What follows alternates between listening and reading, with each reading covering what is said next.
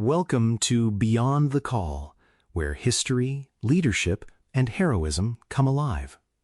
Today's story explores Captain John Philip Cromwell off Truk in 1943, a powerful account of courage and responsibility in combat.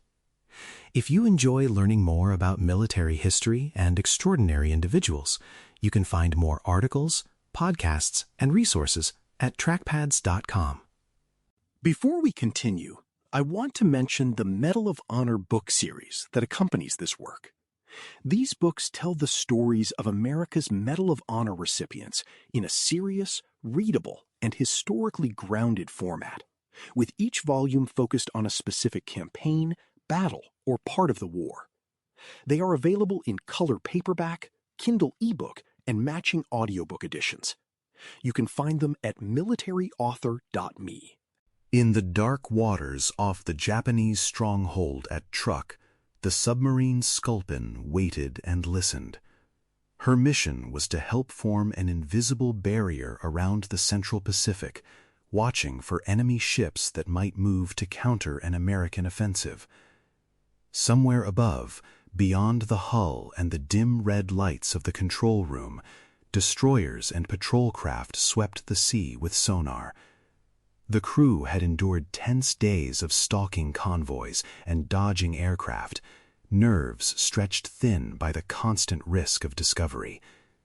When the sharp hammering of active sonar pings echoed through the boat, everyone aboard understood that the hunter had finally been found. The silence of the patrol turned into the chaos of survival. Depth charges began to fall, each explosion a brutal hammer blow against the steel skin of the submarine. Men were thrown against bulkheads as gauges shattered and light bulbs burst, leaving compartments in flickering half-darkness. Sculpin drove down to avoid the destroyer, but the blasts damaged her instruments, including the depth gauge that told them how far the ocean pressed in. The hull creaked under pressures beyond its normal limits, a low groan that every submariner fears. In that noise and confusion, Captain Cromwell and the officers around him weighed an impossible choice. Staying deep might mean being crushed without warning, while surfacing meant facing a destroyer that already knew where they were. They tried to stabilize the boat, fighting leaks and adjusting ballast, but Sculpin's controls slipped and she bobbed toward the surface. The brief, unwanted rise told the destroyer that the submarine was still beneath it, and the attacks grew more determined. Inside, sailors labored to shore up bulkheads, tend the wounded, and keep vital systems alive in foul, hot air. Cromwell understood a further danger that most of the men around him did not. He carried in his head secret knowledge about submarine deployments, fleet movement schedules, and the fact that American codebreakers were reading portions of Japanese naval messages. His own capture would not be a simple matter of enduring imprisonment.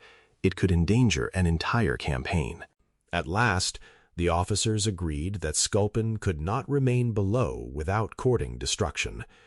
The order was given to surface deliberately and engage, choosing a fighting chance over a slow, unseen death. When the submarine broke through the waves, she emerged near the enemy destroyer, already alert and ready to fire. Sculpin's guns barked, and her crew tried to fight back on the surface, but the destroyer's heavier weapons quickly found their range.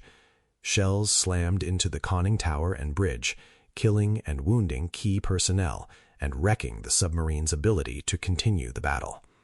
Below, reports came in of uncontrollable flooding and damage that could not be repaired at sea. The outcome was clear. Scuttling measures were set in motion, and the order went out to abandon ship. Men scrambled onto the sloping deck, many already hurt, and leaped into the rough Pacific swells as shell splashes erupted nearby.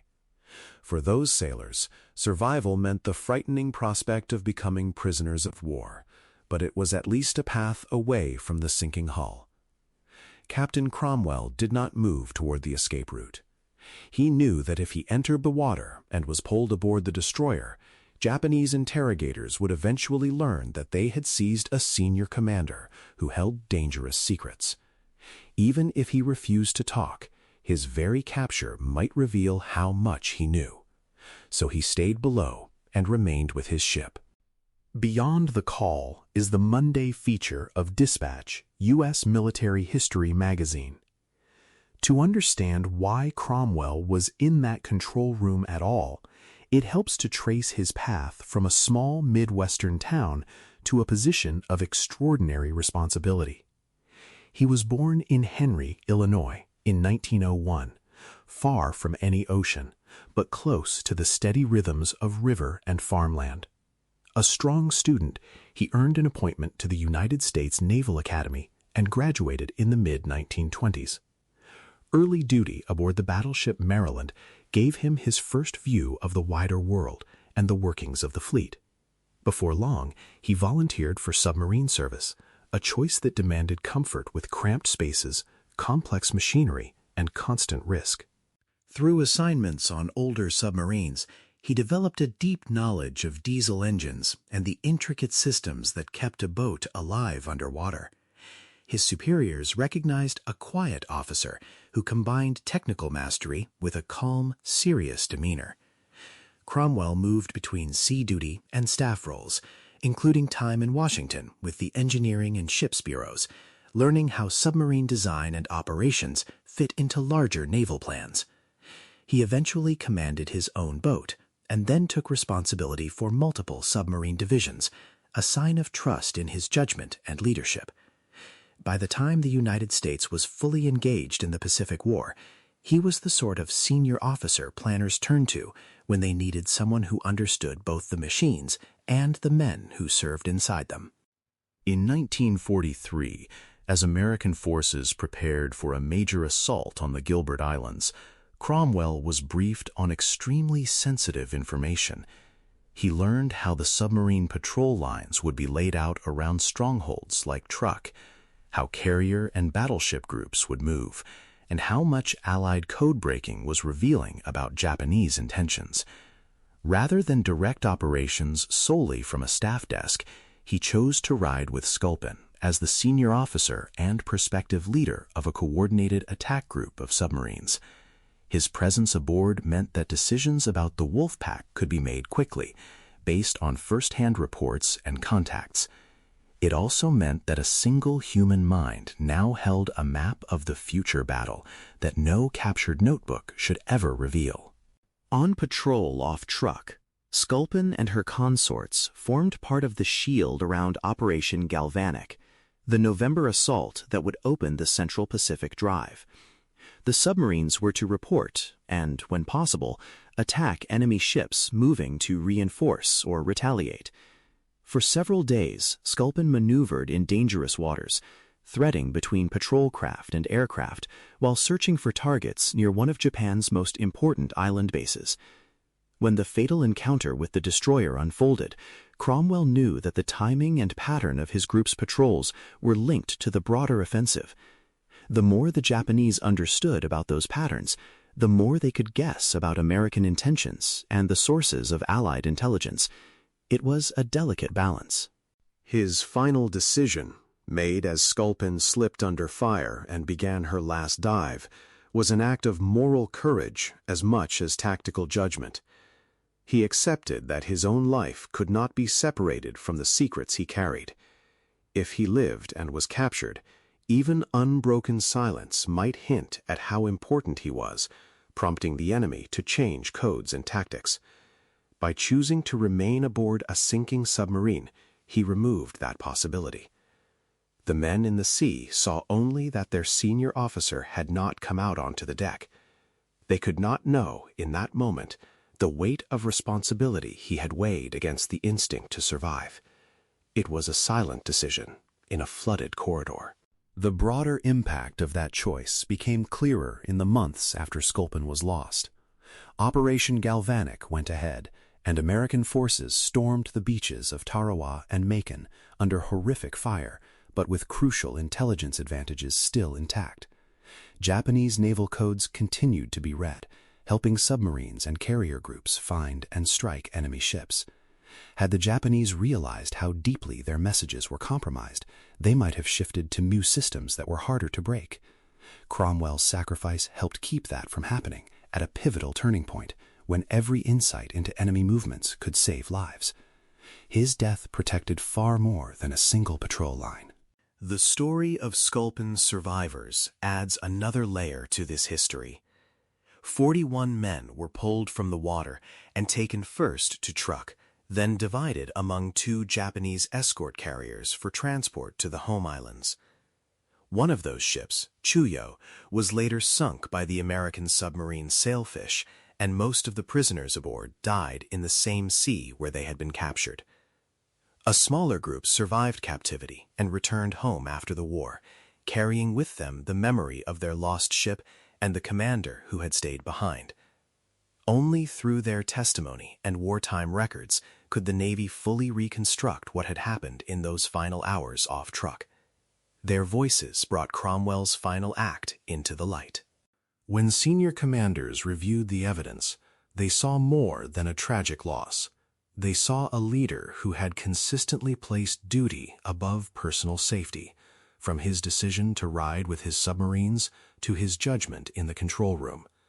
His nomination for the Medal of Honor recognized both his conduct in battle and his refusal to endanger a major campaign by being captured. The citation's phrases about conspicuous gallantry and unyielding devotion to duty describe a man who accepted responsibility in its heaviest form. He thought not only of the crew around him, but also of the unseen soldiers and sailors whose fates were linked to the secrets in his mind. That sense of responsibility is as much a part of his legacy as any single action. In the years that followed, the Navy and his hometown found lasting ways to remember him. A destroyer escort named Cromwell entered service, carrying his name across the oceans he had once patrolled. At the Submarine Learning Center in Groton, Connecticut, a building called Cromwell Hall reminds generations of new submariners that their professional heritage includes his story. In Henry, Illinois, local memorials and ceremonies keep his memory alive as more than a line on a distant roll of honor. There is no grave that marks his resting place, only the broad Pacific itself and the steel hull of Sculpin on the seabed. Yet his presence endures wherever sailors learn how past patrols shape present duties. For listeners today, Captain John Philip Cromwell's story offers a quiet but powerful example of what it means to go beyond the call. His courage did not come in a single dramatic charge across open ground. It revealed itself in decades of preparation, in the way he cared for his crews, in the risks he accepted to lead from the front, and in a final decision made between life and death in a darkened control room. Remembering him as a husband, father, technical expert, and commander keeps his sacrifice connected to real human experience. It also invites each of us to consider how we might carry responsibility when the stakes are high and easy answers are gone. His legacy lives wherever leaders weigh duty against personal cost and choose the harder right.